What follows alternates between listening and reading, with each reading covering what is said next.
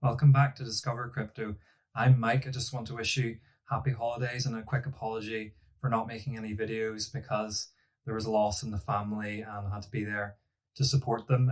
Moving forward, I'm starting a full-time job and a professional qualification. I'm going to still be doing the channel, but from here on out, I need to focus on high conviction plays and maybe focus more on those rather than trying the more experimental options. And today I'm doing a video on what I feel is an essential project for my portfolio, and that's Render Network. Now, just please bear in mind that this is not financial advice. I'm not a financial advisor, and that you should do your own research before investing in any crypto projects. Render Network is a provider of decentralized GPU rendering. What this means is that graphical processing units contribute their computing power to the network and provide a more inexpensive and less time-consuming option for creators who want to render photos, NFTs, movies, and games. The project was launched in 2016 by Jules Urbach, who is currently CEO of OTOY Inc. The use cases for Render Network thus far have included augmented reality, virtual reality, metaverse, gaming, media, and industry. OTOY Incorporated was co-founded in 2008 by Jules Urbach and Malcolm Taylor. Key advisors of OTOY include Eric Schmidt of Google, Sam Palmisano of IBM, Brendan Eich of Mozilla, and Emanuel. He's a Hollywood agent and involved in films and movies. So this is a really star-studded group of advisors. OTOY is headquartered in LA and now has 4 offices and a workforce of more than 60. OTOY is a cloud-based graphics technology company and has facilitated the winning of Academy Awards in the past. Jules Urbach is the founder. Ari Emanuel appears again, as does Brendan Eich. Then comes Mike Winkelmann, who is better known as Beeple for creating multi-million-dollar selling NFTs.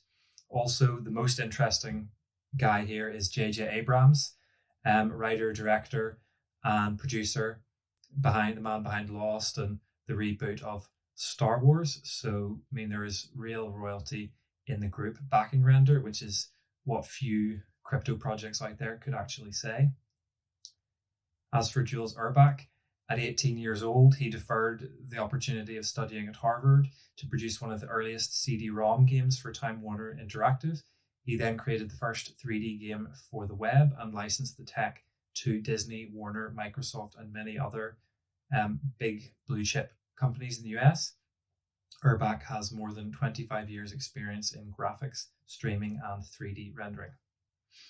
Now, the philosophy behind Render is that someone can use graphics process units from across the world that together would be more powerful than their own at home, and thus complete the rendering process in a much quicker time frame and for a lower cost than to buy the equivalent amount of GPU technology.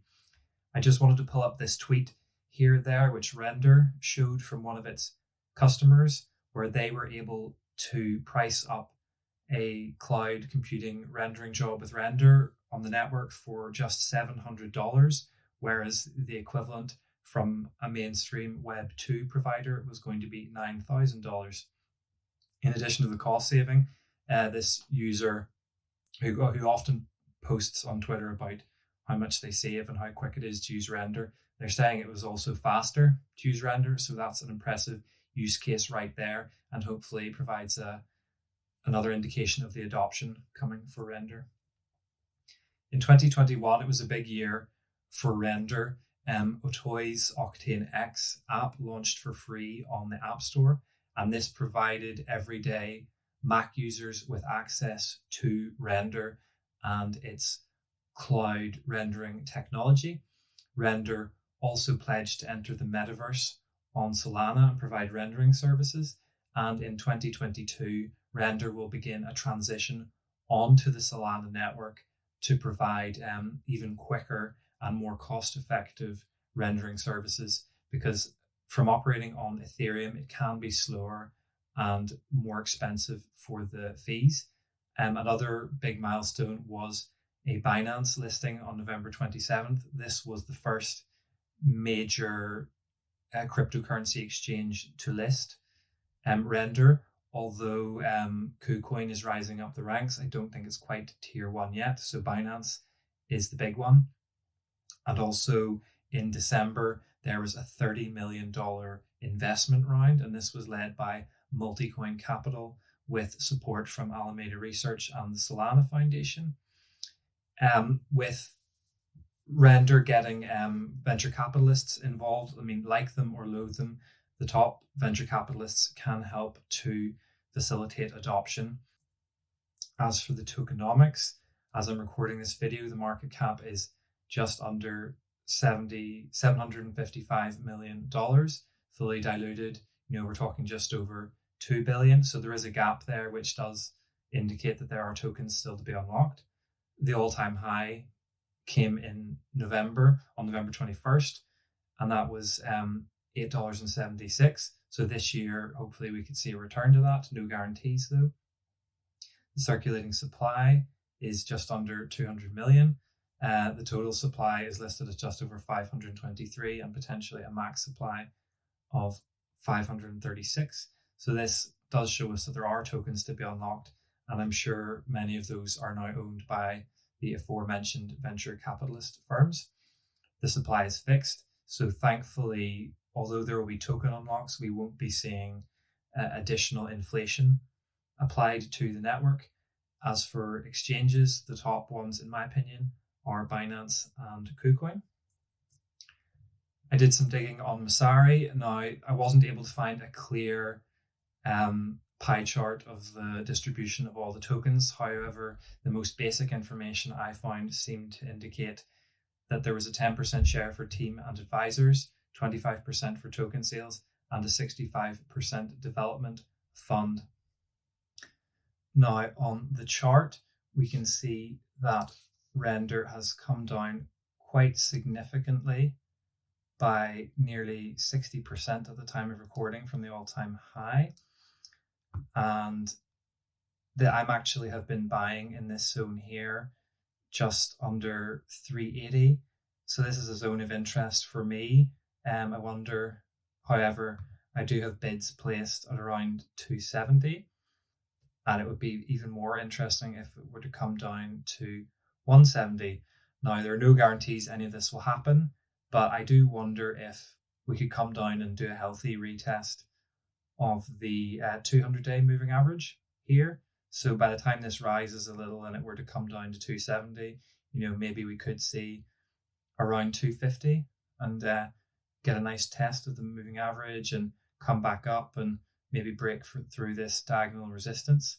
But there will be token unlocks to come, and that must be beared in mind when investing in the project.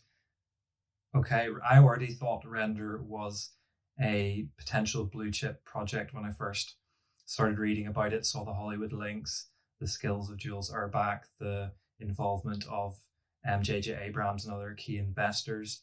The Ethereum gas fees were an issue. However, that appears to have been resolved with a migration or partial migration coming to Solana. Now the top venture capitalists are getting involved to help facilitate adoption and provide additional resources. So although there are tokens to be unlocked for Render, as the project grows and potentially becomes an essential cornerstone of rendering the metaverse, gaming, NFTs, and other forms of media in crypto, there could be a tremendous use case for something like this, especially if it saves users considerable amounts of money and time. So with Render, it's a project I'm going to be monitoring throughout 2022, and I'm going to hopefully be increasing my position, buying on pullbacks. There's a pullback right now. It might come even lower. Who knows? I'm monitoring, and it's something that I'm quite happy for there to be pullbacks, because it means I can reload my bags and increase those. But everyone's investment strategy is different, and I do, however, think this is a project that is worth monitoring, especially if you like to get involved with the building blocks of crypto rather than individual games or individual NFTs. Something that's needed in a more picks and shovel approach by all projects. So anyway, thank you for watching. I've been Mike of Discover Crypto.